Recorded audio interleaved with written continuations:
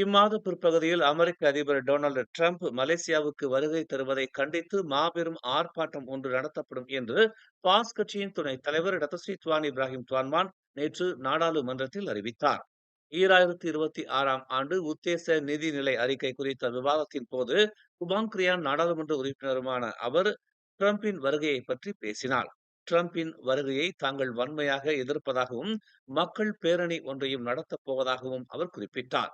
இஸ்ரேலுக்கு ஆயுதங்களை அனுப்பி பலரின் உயிரை பலிகொண்ட குற்றவாளியாக அவரை கருதுவதாக துவான் இப்ராஹிம் குறிப்பிட்டார். இம்மாதம் 26ஆம் தேதி முதல் 28ஆம் தேதி வரை நடைபெறவிருக்கும் ஆசியான் உச்சநிலை மாநாட்டில் கலந்து கொள்வதற்காக டிரம்ப் மலேசியாவுக்கு வருகை தரவுள்ளார் என்பது குறிப்பிடத்தக்கது. மேலும் செய்திகளை தெரிந்து கொள்ள தமிழ் மலர் நாளிதழை பாருங்கள்.